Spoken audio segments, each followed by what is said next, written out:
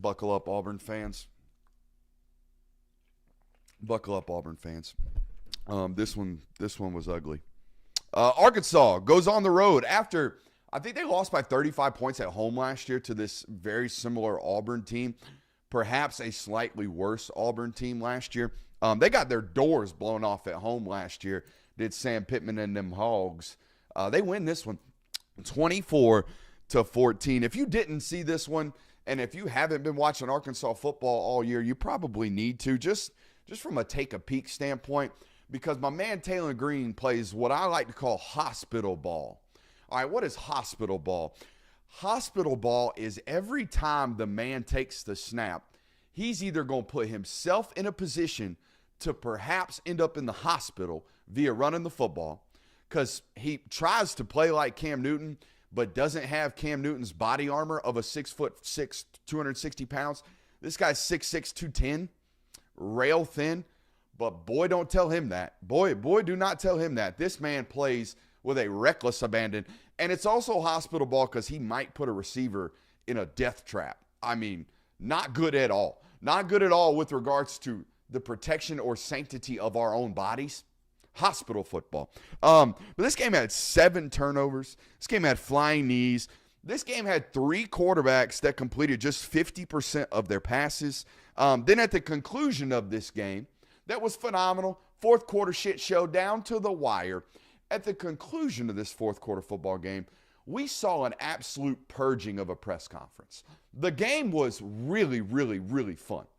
But the press conference was even better from Hugh Freeze. I had a top 5 list last week.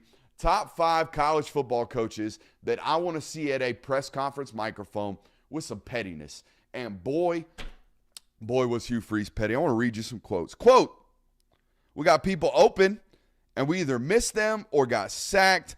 Felt like we were running it pretty efficiently. We have guys running open. We just got to find the guy to hit them." That was Hugh Freeze last year. That was direct quotes from Hugh Freeze last year after a 27-10 loss at Texas A&M, in which his quarterbacks combined for 56 yards passing. We got people open. We either missed them or got sacked. Buddy, he followed up, doubled down, tripled down, quadrupled down yesterday after this loss. He quadrupled down, tripled down, quintupled down last week after a Cal loss, or whenever the hell that football game was.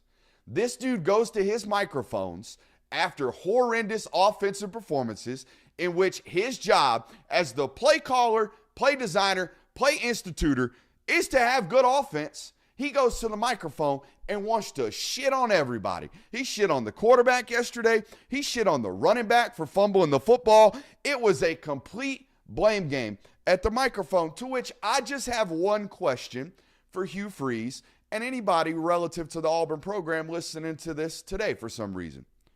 Whose fault is it? Whose fault is it that your quarterback play is atrocious? Because you sat there last year and did the same thing. You sat there last year and watched this quarterback room be absolutely awful, and all you did was purge Robbie Ashford out of it via the transfer portal. You didn't make no additions. You didn't go into the transfer portal and get nobody. You didn't go out on the high school recruiting trail and land an elite prospect at that position. No, you didn't. You told everybody all offseason, you told your entire fan base, we are more than a quarterback away. We are more than a quarterback away. That was one thing you told everybody, while also sitting inside your own building, I would imagine, and telling everyone, including yourself, hey, we can coach Peyton Thorne to an 8-4 season. We can make some improvements on Peyton Thorne. We can get better here. We can manage this more than a quarterback away roster. We can manage this roster with Peyton Thorne to a reasonable 8-4. Maybe things break our way and we go 10-2. Since when is that the standard? Since when is that okay? Since when is it okay to look at your fan base and go, hey, we are 1 year away from competing and being good. Maybe I can make this team 8-4. What? Maybe I can make this team 8-4? We know Peyton Thorne's not good. We're going to sit on our hands because we're not good everywhere else. And we're just going to wait. We're going to wait because I've got the boosters buy-in. I've got time. And guess what? I'm good enough to get Peyton Thorne to 8-4. Buddy, you're praying for 8-4 at this point. You are praying to the football gods above that you get to 8-4. So 2 things here. 1, you must not be as good of a football coach as you thought to develop Peyton Thorne into an 8-4 quarterback, which again, let's just hope for 8-4. Why don't we just throw the season? You know what I mean? Let's just hope for 8-4. What kind of game plan is that? 2, all right, you're not that good of a coach. That's not a good game plan. Don't remember what 1 or 2 was there, but you get the point, all right? We can't enter a season thinking, all right, maybe we get to 8-4. Next year's our good time. And then go out and do this, buddy. You might not. You're going to get to next year because you got the buy-in. But I would be very, very curious to talk to an Auburn booster right about now and just be like, hey, bud, wouldn't you just rather have invested in an $800,000 portal cornerback to have some type of a semblance of quarterback play so your quarterback or your head coach is not going up there to the podium and going, man, it's everybody else's fault. We're terrible. Our quarterback's awful. We got guys open. The system's working. We're a quarterback away. Buddy, you were a quarterback away all offseason, and everybody told you. Everybody told you were a quarterback away. And then your whole fan base looks at your schedule this year and goes, we might get to 10-2. We got an easy schedule.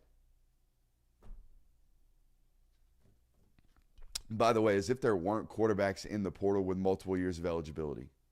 You know? Like, y'all got all the money in the world. Y'all couldn't have gone and gotten Dante Moore? You know what I mean? You couldn't have gone out and gotten a serviceable quarterback?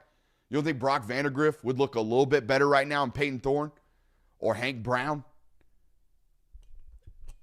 Just throwing that out there.